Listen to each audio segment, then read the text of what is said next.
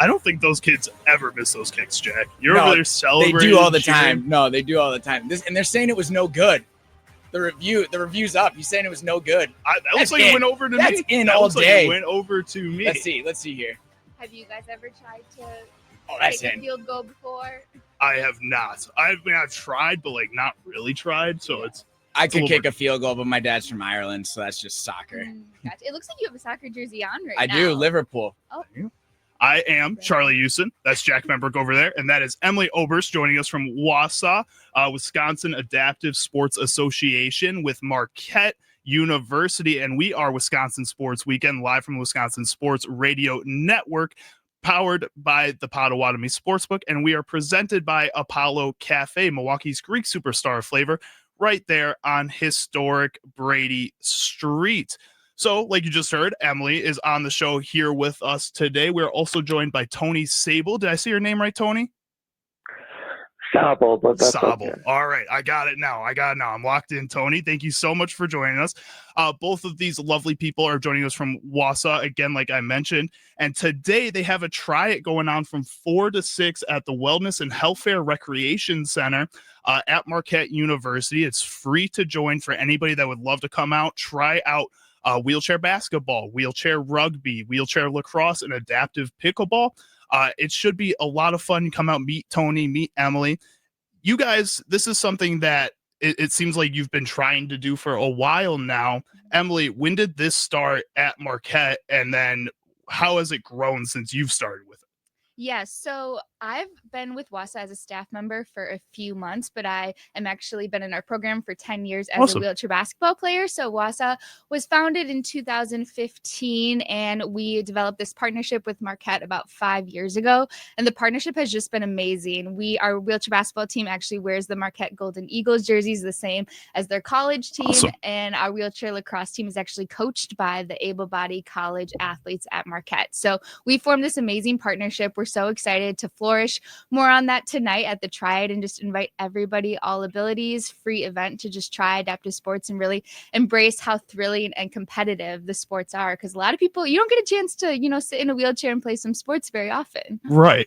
So is this something where you are actually looking for people to come play like these sports on your teams? Like, are they tryouts as along with try-its, or is it just more so just kind of experiencing, just having everybody go out there and try these sports? It's a little bit of both. So a lot of our athletes usually only play one sport.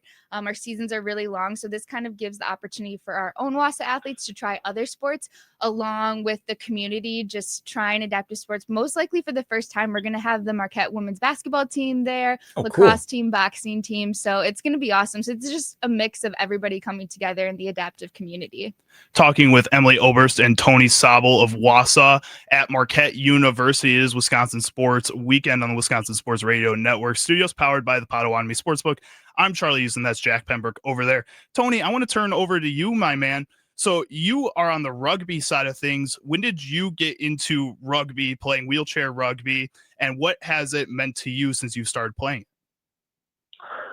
Well, wheelchair rugby was kind of invented in northern Minnesota, Canada area, and it was meant and developed for people with spinal cord injuries in the cervical level, being quadriplegic. So some limitations within all four limbs.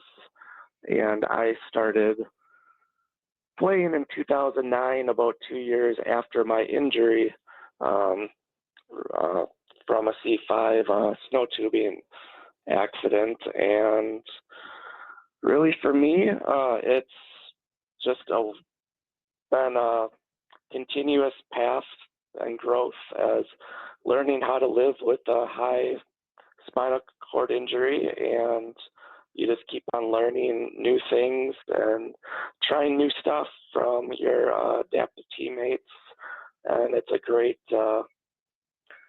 camaraderie within the group that you kind of are all dealing with the same limitations or struggles in the world. So it's a good resource, as well as you just keep on learning new things. Tony, it's Jack here. Quick question. My dad's from Ireland, so I come from a family that you know, a lot of people love rugby in our family. Do you guys play 7-a-side, or what are the numbers we're looking at here? No, so wheelchair rugby is very different from the able-bodied rugby. That we don't have like the unique player names like flanker Or and winger. things like that, or scrum. But so for us, it's 4-on-4. You are given a classification based on your functionality. So that, which ranges from 0.5, which that's me, as low functioning as I come, but being able to play adaptive sports in a wheelchair.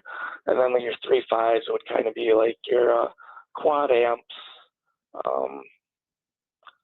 so full arm function on that, core function. So we don't have to only lateral the ball. We can throw it forwards, and then we use a volleyball too instead of a rugby ball, so you can kind of better control how it bounces and that, since we're already struggling with limited hand and arm functions to be able to play. Very cool.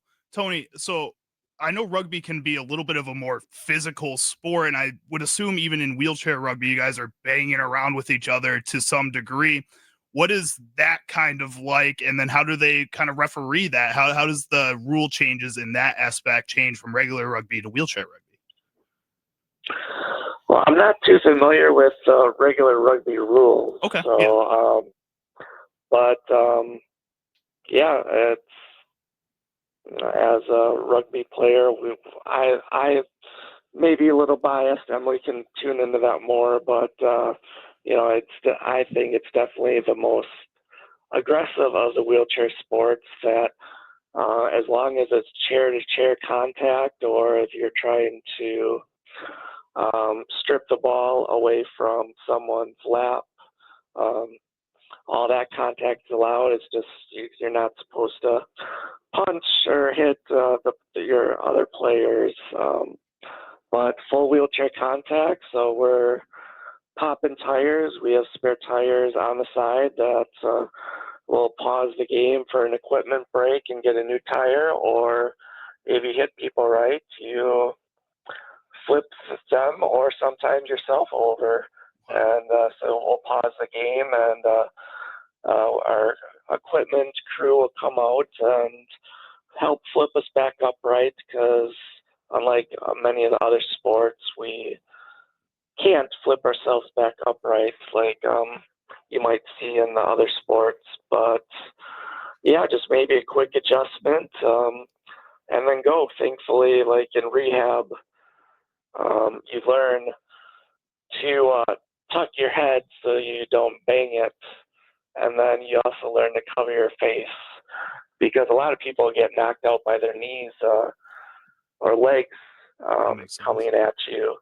But thankfully, within the wheelchair rugby chair format, like our feet are strapped in, our legs are strapped in, our waists are strapped in, and then we have a chest strap, so we only have to worry about tucking our head, because our legs are well strapped in, that we shouldn't have to worry about getting knocked out by our legs. Well, Tony, you've sold me on coming and forcing Charlie to come watch you trade some paint in wheelchair rugby, because that was like a Disney format for why I need to watch this. Well, glad I could entice you, and hopefully we have some others listening that want to come see it or give it a try. Definitely. That's Tony Sabel. We are joined by him and Emily Oberst of WASA, Wisconsin Adaptive Sports Association, as they are here to help get people to come out to their Try It event at the Wellness and Health Fair Recreation Center at Marquette University from 4 p.m. to 6 p.m. today. Come out, try it out. It's going to be a lot of fun. Wheelchair rugby, like Tony was just talking about, wheelchair lacrosse, adaptive pickleball, and then wheelchair basketball. Emily, I know you are a little bit, I mentioned this before, of a legend in the Wisconsin area in wheelchair basketball. Can you tell us a little bit about your experience playing that sport and what that's like? Yeah, so I didn't start playing wheelchair basketball until a little later in life. So I started in high school. And the reason for that is I was diagnosed with bone cancer when I was 12 years old. So I had a tumor in my left leg. I had to have a surgery to remove it. And that surgery led me to not be able to run or jump anymore. So luckily, I went through treatments and I've been in remission ever since I was 13 years old. But I couldn't go back to my normal life. My normal sports athletic career I thought was over. And then I found wheelchair basketball when I was 15 years old. It completely brought back that passion I missed in my life. And I started playing and really excelling right away at it. I was able to go to college as a student athlete at the University of Illinois, and lucky enough to make the team that went to Paris in the Paralympics Very cool. in 2024. We won a silver medal. So it's changed my life completely, opened up so many doors. And that's kind of why for my day job, I got involved with WASA. Just the passion and just seeing how many lives adaptive sports can change is just so inspiring. And if we can touch more lives, especially in the Milwaukee community, that's, what we want to do. And this Try It is kind of the first step to that, is getting people out, getting people to see it, getting people to try it. Do all these sports that you guys are having people try out have a Paralympic level to them, or is it only like basketball, rugby, kind of the more popular sports right now? Most of them have some sort of national level. Okay. So the Paralympic level, I'd say half of our sports are Paralympic sports. Wheelchair rugby is a Paralympic sport, and we're pretty good as Team USA, awesome. which is awesome. Wheelchair basketball is definitely Paralympic. And then wheelchair lacrosse has, we play other countries, just sometimes in the Paralympics, sometimes we'll have world championships. So it's definitely, you can excel in any sport, and Awesome. yeah, it changes your life. So what other sports are people participating in at Marquette University outside of these four when it comes to Paralympic sports? I think we do have sled. I know Marquette, I don't think, has a hockey team, but sled hockey team definitely is a Paralympic sport. The Winter Paralympics are actually in a few months. So tune into that on Peacock. That will Awesome. be awesome. Definitely We'll will. be cheering Team USA. Definitely will. That should be really cool. Again, talking with Emily Oberst and Tony Sabel of WASA, Wisconsin Adaptive Sports Association, and Marquette. Again, come out to Marquette Wellness and Health Fair Recreation Center from 4 to 6 p.m. today to try out wheelchair basketball, wheelchair rugby, wheelchair lacrosse. Adaptive pickleball should be a lot of fun. It's open to the public. It's free to join. So come on out, try out some of these awesome sports. Emily, at this event today, what are you hoping people get out of it when they come and participate in a lot of this? I think I want people to understand how competitive and physical and just thrilling adaptive sports are. I think with the word wheelchair, there's kind of a negative stigma, and you think, you have to be gentle around somebody in a wheelchair, and just, I want to get rid of that stigma. Right. And it's a lot of that. You have to see the sports and participate in it to just realize, just because you're in a wheelchair, you can still be competitive, you can still be physical, you can still be athletic. For sure. Tony, I wanted to ask you the same question. Again, what are you hoping people get out of this experience when they come out to Marquette today and play a little bit of wheelchair rugby? The big thing for me would be that you don't even notice the chair. It's just our pair of shoes moving around on the court. That, again, like Emily said, it's the physicality. And I've had a couple of friends and relatives that are like, oh, I want to work out. And they come by my house and get in a rugby chair, and they're like, this is the best arm workout I've ever had. So maybe get some people to find a new workout. For sure. Awesome. Thank you guys so much for joining us today. It was a lot of fun learning about these sports and what you guys are doing over there at Marquette University. Again, that's Tony Sabel and Emily Oberst of WASA, Wisconsin Adaptive Sports Association. Their Try It event is happening today from 4 to 6 p.m. You could come out. It's free to join, open to the public. Anybody can come out and try it. It's at the Wellness and Health Fair Recreation Center at Marquette University. If you guys are looking for some parking is available on 16th Street structure. There's a little parking map on the website. If you guys go and look it up online, it's all on there. Again, Emily, thank you so much for coming out to the studio and joining us today. And Tony, thank you so much for joining us on the phone, my man. I'm looking forward to coming out today, guys. It should be a lot of fun. Thank you for having us. Of course. Tony, thanks, my man. All right, thanks, guys. Awesome. We are Wisconsin Sports Weekend, live from the Wisconsin Sports Radio Network, powered by the Potawatomi Sportsbook. I'm Charlie Houston. That is Jack Pembroke over there. And we are served up by Apollo Cafe, Milwaukee's Greek superstar flavor, right there on historic Brady Street.